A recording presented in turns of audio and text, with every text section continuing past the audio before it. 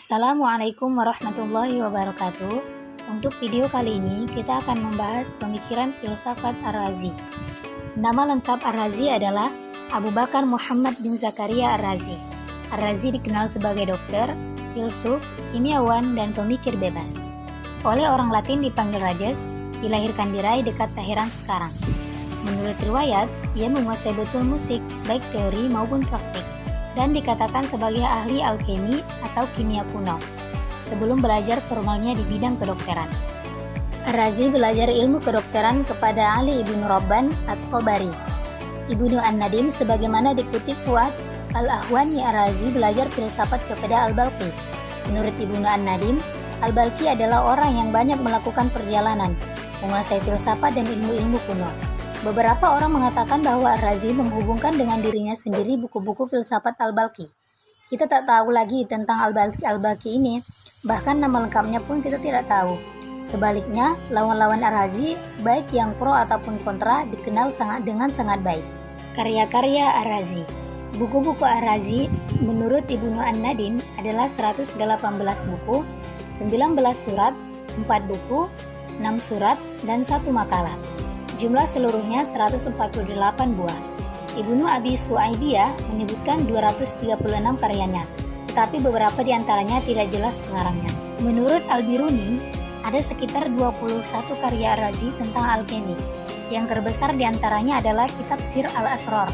Sesuai dengan semangat Ar-Razi yang antitermitis, rahasia-rahasia di sini bukan misteri-misteri mistik, tetapi rahasia-rahasia keahlian seorang alkemis atau ahli alkemi, yang dengan bebas dipaparkan Ar-Razi dalam pembahasannya mengenai bahan-bahan, perangkat-perangkat, dan metode-metode alkemi itu.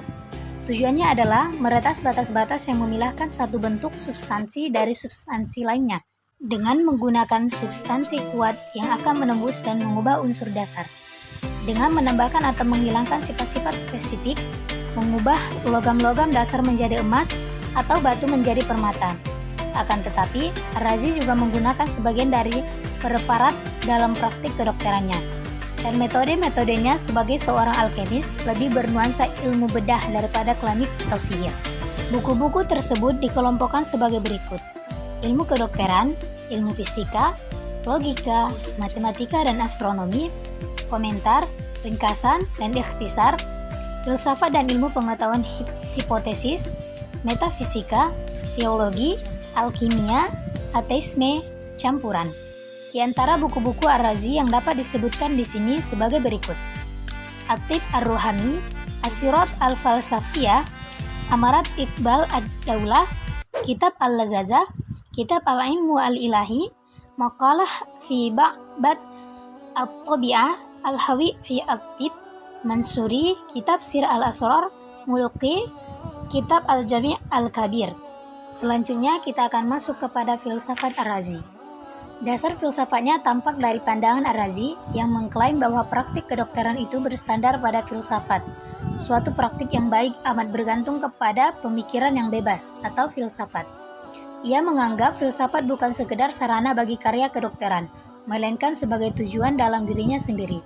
Karyanya, At-Tib Ar-Ruhani, yang ditulis untuk Al-Mansur sebagai pelengkap Mansuri, mengikuti preseden Al-Kindi dalam memperlakukan etika sebagai sejenis pengobatan fisikis atau psikologi klinis, suatu pendekatan yang nantinya digunakan oleh Gabirol dan Maimonides. Oleh karena itu, judulnya Spiritual Fisik, seperti yang secara artifisial digunakan oleh Al-Berry, pengobatan spiritual dan psikologis. Kita masuk kepada filsafat yang pertama, yaitu filsafat 5 kekal. Secara umum, filsafat Ar-Razi dikenal dengan ajaran 5 kekal. Dalam bahasa Arabnya sebagaimana tulisan Harun Nasution. Al-Bari ta'ala wan nafsul kulliyatu wal yahula, al-ula wal makanul mutlaqu wa zamanul mutlaqu. Penjelasan tentang 5 kekal. Sebagaimana Al-Biruni mengatakan, Muhammad ibnu Zakaria Ar-Razi telah melaporkan kekekalan 5 hal dari Yunani kuno, yaitu Tuhan, roh universal, materi pertama, ruang mutlak, dan waktu mutlak. Kelima hal ini menjadi landasan ajarannya. Akan tetapi, ia membedakan antara waktu dan keberlangsungan dengan mengatakan bahwa angka berlaku bagi satu dan bukan yang lain, karena keterbatasan berkaitan dengan keangkaan. Oleh karena itu, para filsuf mendefinisikan waktu sebagai keberlangsungan yang berawal dan berakhir. 2. Filsafat rasionalis. Ar-Razi adalah seorang rasionalis murni. Dalam bidang kedokteran, studi klinis yang dilakukannya telah menghasilkan metode yang kuat tentang penemuan yang berpijak pada observasi dan eksperimen.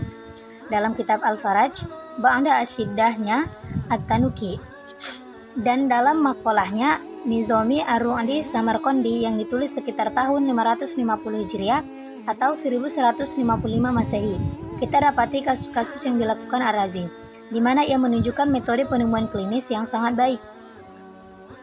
E.G. Browne dalam Arabian Medicine telah menerjemahkan suatu halaman yang mungkin diambil dari Hawi, sebuah naskah yang ditulis Ar-Razi yang menunjukkan metode ini.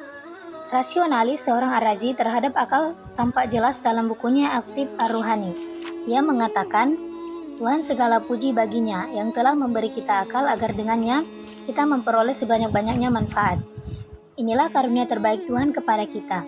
Dengan akal, kita melihat segala yang berguna bagi kita, yang membuat hidup kita baik dengan akal. Kita dapat mengetahui yang gelap, yang jauh, dan yang tersembunyi dari kita. Dengan akal pula, kita dapat memperoleh pengetahuan tentang Tuhan, suatu pengetahuan tertinggi yang dapat kita peroleh. Jika akal sedemikian mulia dan penting, kita tidak boleh melecehkannya.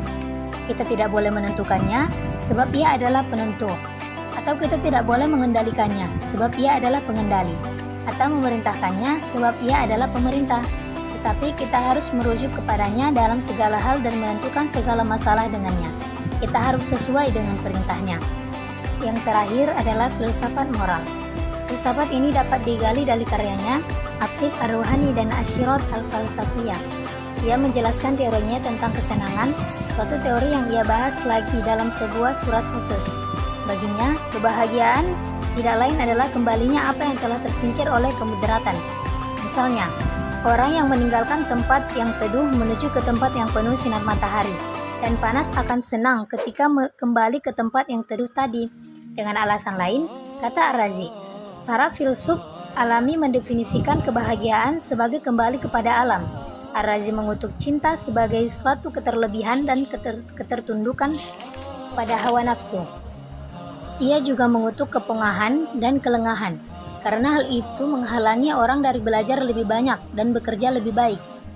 Mungkin cukup sekian pembahasan kita pada kali ini. Saya mohon maaf jika ada kesalahan baik dari tutur kata, gambar, ataupun yang lainnya. Sekian, Assalamualaikum warahmatullahi wabarakatuh.